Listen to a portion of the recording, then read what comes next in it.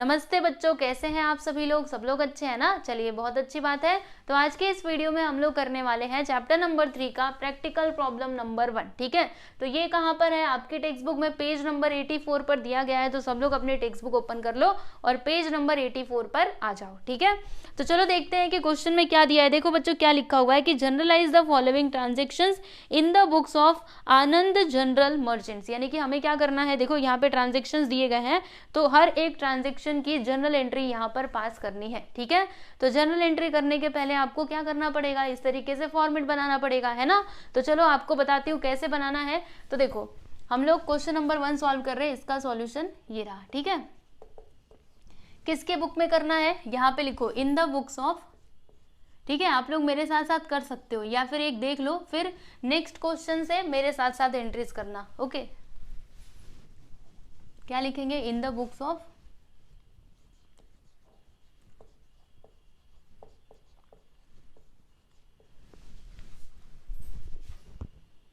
आनंद General merchants.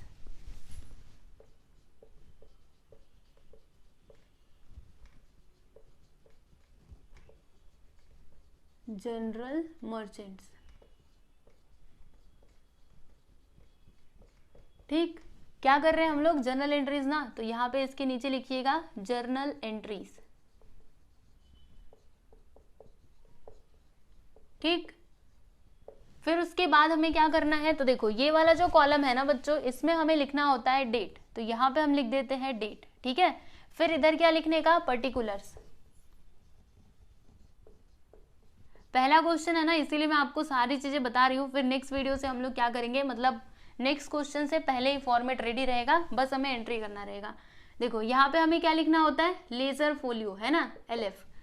फिर उसके बाद इसमें हम लिखते हैं debit amount, debit amount in rupees. फिर इसमें हम क्या लिखते हैं, क्रेडिट अमाउंट, तो यहाँ पे हम लिख देते हैं क्रेडिट अमाउंट इन रुपीज।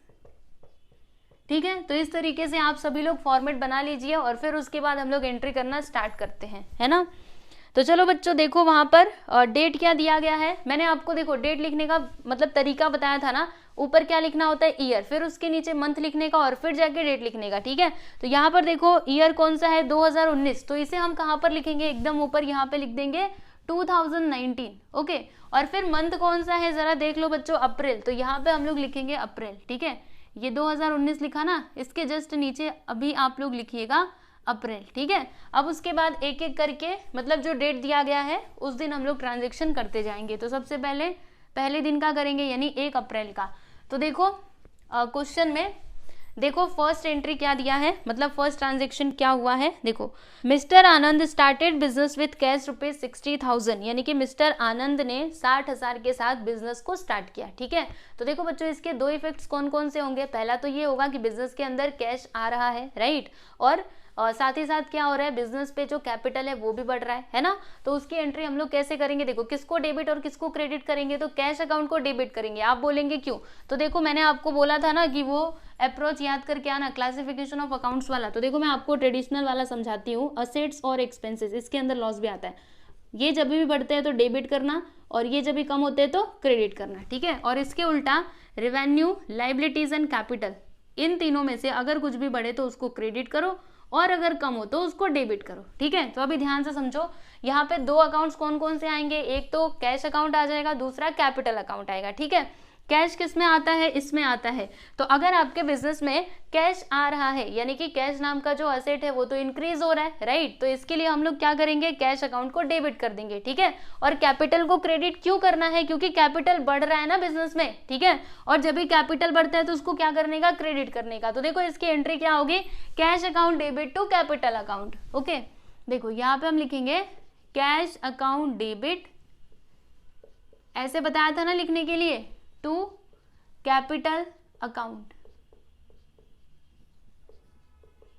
ठीक है, इसका अमाउंट देखो कितना था, तो इसका अमाउंट है 60,000 रुपए। तो देखो बच्चों, इसके सामने हम ये 60,000 इधर लिखेंगे, यानी ये हो गया डेबिट अमाउंट और ये हो गया आपका क्रेडिट अमाउंट। ठीक है, अच्छा अभी इसका नरेशन कैसे आएगा, तो जो आपने इधर मतलब जिसकी एंट्री आपने इधर की उसी के बारे में यहाँ पे बता दीजिए। तो क्या हुआ, बिंग ऐसे लिखिएगा स्टार्टेड बिजनेस विथ कैश, ठीक है। तो ये जो नरेशन है ना वो आप अपने मन से भी लिख सकते हो, ठीक है, स्टार्टेड बिजनेस विथ कैश, ठीक। तो बस यहाँ पर ये कंप्लीट हो गया। अभी उसके बाद दूसरी एंट्री हम लोग देख लेते हैं, मतलब दूसरा ट्रांजैक्शन देखते हैं। ट्रांजैक्शन देखना है, उसके बाद से एंट्री करनी है। पहली एंट्री आपको समझ में आया ना अच्छे से, चलो देखते हैं दूसरा वाला। देखो इसमें क्या दिया है 5 तारीख का कि purchase goods for cash rupees 30,000, यानी कि इन्होंने क्या किया, मतलब बिजनेस के अंदर हमने गुड्स खरीदा, कितने का खरीदा, तो 30,000 का। तो अब मुझे बताइएगा कि यहाँ पर 2 अकाउंट्स कौन कौन से आएंगे। तो पहली बात तो आप ये चेक कर लो कि कहीं हमने क्रेडिट में तो नहीं खरीदा ना। तो देखो वहाँ पे साफ साफ लिखा हुआ है कि हमने कैश में खरीदा है, ठीक है। तो 2 अकाउंट्स यहाँ पे कौन कौन से आएंगे, एक तो परचेज आपका एक्सपेंस हो जाएगा यानी परचेज अकाउंट आएगा, और दूसरा कौन सा अकाउंट आएगा, तो हमारे पास से पैसा जा रहा है, मतलब यहाँ पे कैश अकाउंट भी आएगा, ठीक है। अभी देखो बच्चों किसको डेबिट और किसको क्रेडिट करेंगे, तो जो परचेज अकाउंट है ना वो किस में आता है, अगर हम कोई गुड्स परचेज कर रहे हैं तो वो हमारा खर्चा है यानी कि एक्सपेंस है। एक्सपेंस है तो किस में आएगा, हाँ जी हाँ इसमें ही आएगा, सही बोले एकदम, ठीक है। और कैश किस में आएगा, तो वो यहाँ पर आ जाएगा असेट्स के अंदर, ठीक है। तो देखो अगर आप सामान खरीद रहे हो तो जो आपका खर्चा है यानी जो आपका एक्सपेंस है वो बढ़ रहा है, मतलब हम लोग क्या करेंगे, परचेज अकाउंट को डेबिट करेंगे, फिर कैश अकाउंट को हमें क्या करना होगा, क्रेडिट करना होगा। आप बोलेंगे कैसे, तो देखो अगर आप सामान खरीद रहे हो तो आपके पास से पैसा जाएगा यानी कि कैश आपका क्या होगा, कम होगा, और जब भी असेट डिक्रीज होता है तो क्या करने का, क्रेडिट करने का। इसके लिए हम लोग क्रेडिट करेंगे किसको, कैश अकाउंट को, ठीक है। तो चलिए यहाँ पे हम लोग डालते हैं 5 तारीख का दिन, और फिर यहाँ पे हम एंट्री करते हैं, क्या लिखेंगे, purchase account debit, purchase account debit to cash account, ठीक है। चलो अभी इसका नरेशन लिख देते हैं, क्या लिखेंगे, बिंग, हमने क्या किया, गुड्स परचेज किया ना कैश में, तो क्या लिखोगे, बिंग परचेज्ड गुड्स, या फिर ऐसे लिखो Bing goods purchase with cash, ठीक है।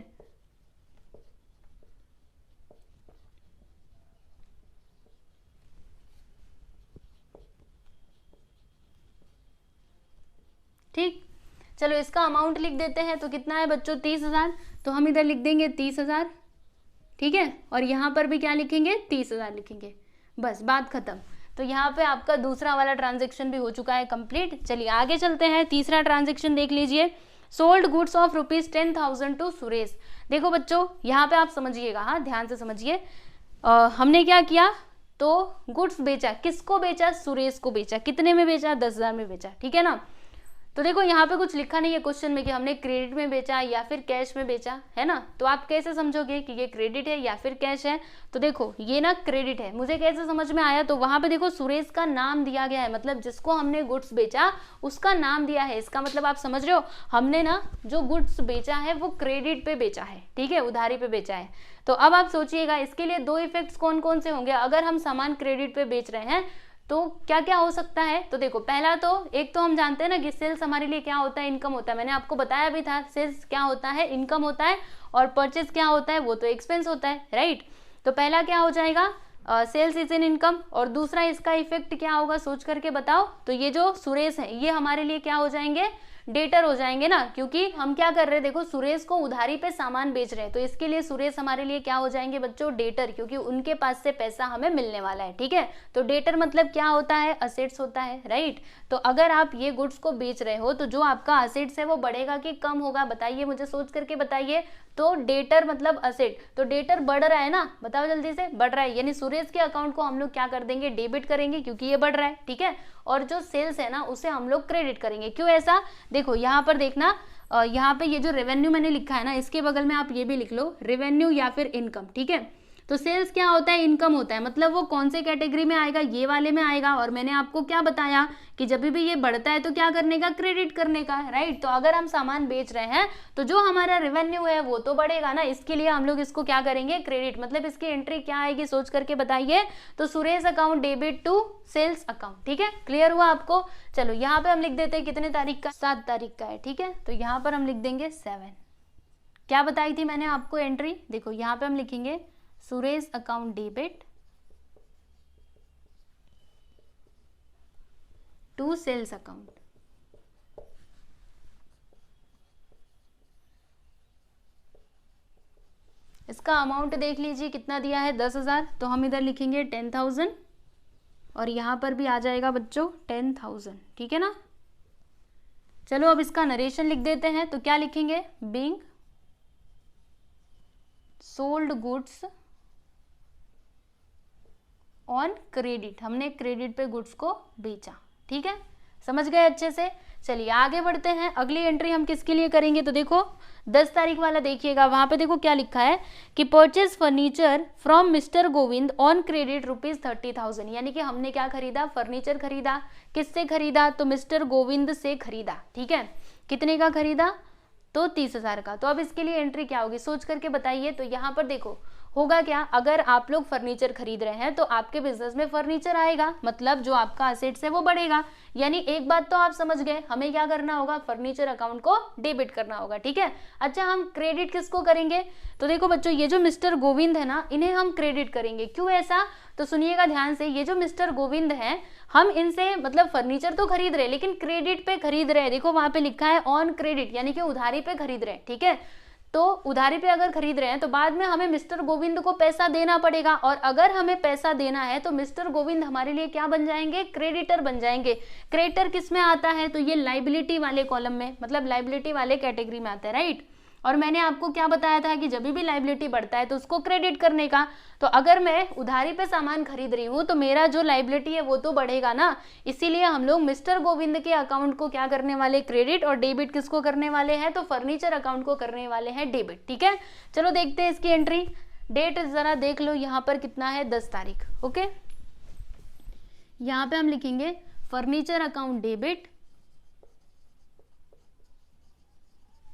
Furniture account debit to mister Govind account, ठीक है ना। और देखो अगर आपके मन में ये आ रहा है कि हमने इधर परचेज क्यों नहीं लिखा, क्योंकि यहाँ पे भी हम परचेज कर रहे हैं, तो इसका कारण मैंने आपको लेसन नंबर 2 में भी बताया था और अभी भी बता देती हूँ, ध्यान से समझो। मैंने क्या बोला था कि जब हम लोग कोई असेट्स वगैरह खरीदते हैं तो हम उस असेट का नाम लिखते हैं, ठीक है। और अगर हम कोई सामान खरीद रहे हैं, मतलब ऐसे ही जैसे कोई सामान हम रीसेल के लिए खरीद रहे हैं, यानी फिर से बेचने के लिए, तो फिर हम वहाँ पे परचेज का यूज करते हैं। नहीं तो अगर आप कोई असेट्स खरीद रहे हो अपने बिजनेस के लिए तो फिर हमें उसका नाम लिखना पड़ता है, ठीक है। ये सारी चीजें मैंने आपको ऑलरेडी बताई हैं और फिर से मैंने बता दी, ठीक है। चलो अब इसका नरेशन लिखते हैं, क्या लिखेंगे, बीइंग, हमने क्या किया, फर्नीचर परचेज किया ना, being furniture purchased on credit, ठीक है।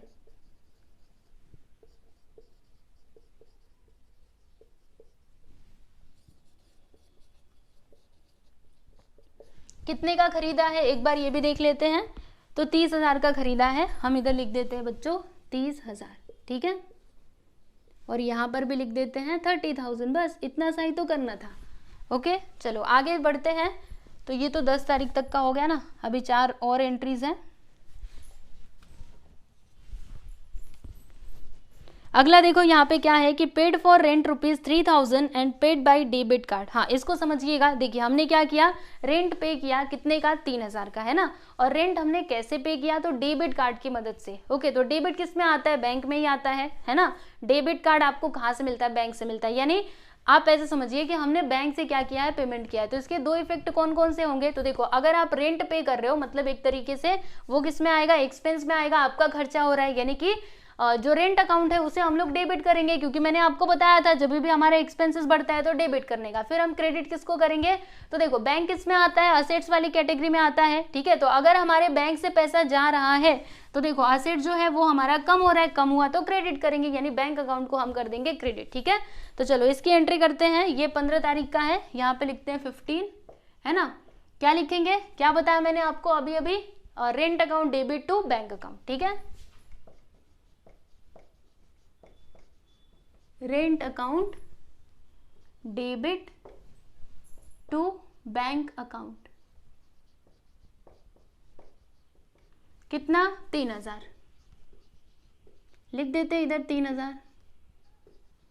इसका नरेशन हम लोग क्या लिखेंगे, देखो ऐसे लिखेंगे, being rent paid by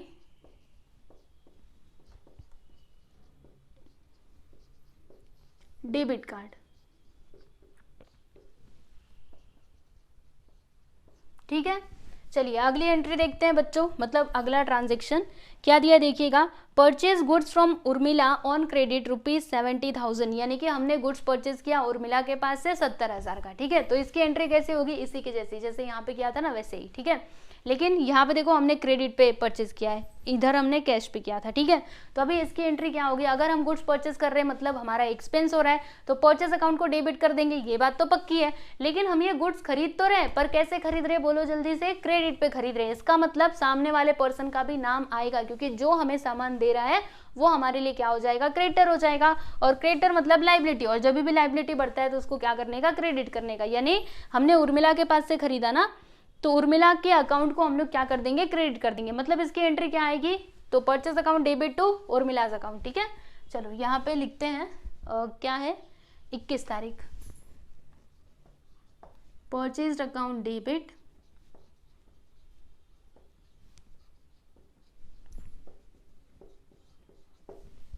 two Urmila account.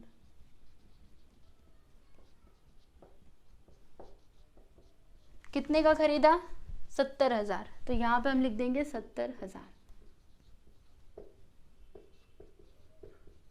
ठीक, इसका नरेशन क्या आएगा, तो यहाँ पे हम लिखते हैं कि being goods purchased on credit,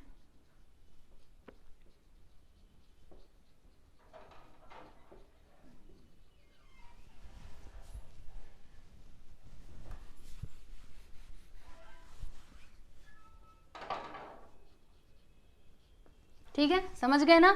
चलो जी आगे चलते हैं, अगला देखिएगा, नेक्स्ट ट्रांजेक्शन क्या दिया है, paid for transport ₹1,000 to United Transport. देखो बच्चों हमने क्या किया, मतलब ट्रांसपोर्ट का 1,000 रुपया पे किया। ठीक है, तो आप सोच करके बताइए कि यहाँ पर कैसे एंट्री आएगी, अगर आप ट्रांसपोर्ट चार्जेस पे कर रहे हो। ठीक है, तो यहाँ पे एक तरीके से मतलब जो ट्रांसपोर्ट चार्जेस है वो किस में आएगा, वो तो एक्सपेंस में आ जाएगा ना, क्योंकि वो हमारा क्या है, खर्चा है। ठीक है, तो ट्रांसपोर्ट चार्जेस को हम लोग डेबिट कर देंगे। और हम कैसे पे कर रहे हैं, तो देखो कैश दे रहे हैं ना, ट्रांसपोर्ट चार्जेस अगर आप पे कर रहे हो तो आपके पास से पैसा जा रहा है, यानी कि जो आपका असेट्स है वो डिक्रीज हो रहा है, मतलब कैश अकाउंट को क्रेडिट करना है और ट्रांसपोर्ट चार्जेस अकाउंट को हमें क्या करना है स्टूडेंट्स, डेबिट करना है। ठीक है, तो चलो इसकी एंट्री कर देते हैं, कितने तारीख का है, तो ये है आपका 27 तारीख का। ठीक है, क्या लिखेंगे, क्या बताया था मैंने आपको, ट्रांसपोर्ट चार्जेस अकाउंट डेबिट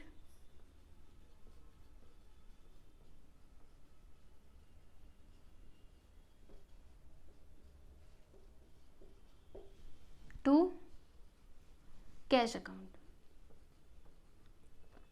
कितना पे कर रहे हैं ये भी देख लो, 1,000 रुपये, तो हम इधर लिख देंगे 1,000 और यहाँ पर भी लिख देंगे स्टूडेंट्स 1,000। ठीक है, अब इसका नरेशन क्या आएगा, तो इसका नरेशन आएगा बीइंग ट्रांसपोर्ट चार्जेस पेड। ठीक है, ऐसे लिख दीजिए।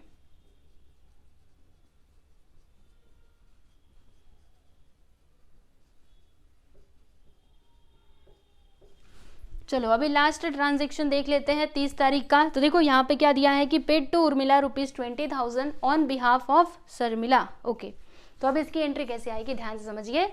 हमने क्या किया, तो 20,000 रुपये पे किया, किसको पे किया, उर्मिला को, लेकिन किसके बदले में, शर्मिला के बदले में। मतलब हमें एक्चुअल में पैसा देना किसको था, तो शर्मिला को देना था, लेकिन हो सकता है कि शर्मिला ने बोला होगा कि मेरे बदले तुम उर्मिला को ही पैसा दे दो, तो हमने किसको दिया, उर्मिला को ही पैसा दे दिया। ठीक है, तो जब हम यहाँ पे एंट्री करेंगे तो आप सोच करके बताइए हम किसका नाम लिखेंगे। देखो अगर हमें शर्मिला को पैसे देने हैं मतलब वो पहले हमारी क्रेडिटर रही होगी। ठीक है, तो जब भी हमने पहले रिकॉर्डिंग करी रहेगी तो किसका नाम लिखा होगा, शर्मिला का ही नाम लिखा होगा, है ना। तो अभी भी हम लोग किसका नाम लिखेंगे, शर्मिला का ही नाम लिखेंगे। ठीक है, अगर आप उर्मिला को दे रहे हो तो इससे कोई फर्क नहीं पड़ता, आप मतलब एक्चुअल में आपको देना किसे है उसका नाम यहाँ पर आएगा। ठीक है, तो इस बात को ध्यान में रखना, नहीं तो उर्मिला देख करके उर्मिला मत लिखना। ठीक है, तो हम लोग किसको डेबिट और किसको क्रेडिट करेंगे, तो ध्यान से समझो बच्चों। अगर हम लोग 20,000 रुपये पे कर रहे हैं किसको, उर्मिला को, तो हमारे पास से कैश जा रहा है, यानी कि कैश को हमें क्या करना है, क्रेडिट करना है। ठीक है, और फिर जो शर्मिला है ना उसे हम डेबिट करेंगे। आप सोचेंगे शर्मिला को हम लोग डेबिट क्यों करेंगे,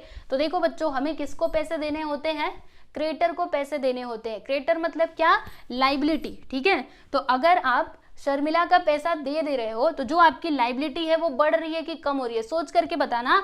आपको पहले शर्मिला को इतना 20,000 देना था, मतलब 20,000 आपकी लाइबिलिटी थी, ठीक है। लेकिन अगर आपने ये 20,000 रुपए दे दिए तो अब आपकी लाइबिलिटी कुछ बचेगी क्या? नहीं बचेगी ना। तो लाइबिलिटी आपकी क्या हो रही है? कम हो रही है। तो मैंने आपको क्या बताया था, लाइबिलिटी बढ़े तो क्रेडिट करो और कम हो तो क्या करना है? डेबिट करना है। तो यहाँ पे हमारी लाइबिलिटी तो कम हो रही है, यानी कि हम क्या करेंगे? शर्मिला के अकाउंट को डेबिट करेंगे, ठीक है। शर्मिला मतलब क्या? लाइबिलिटी। लाइबिलिटी कम हुई तो डेबिट करो, बस सिंपल सी बात है। चलो देखते हैं, यहाँ पे हम लिखेंगे 30 तारीख डेट, और क्या लिखेंगे? Sharmila's account debit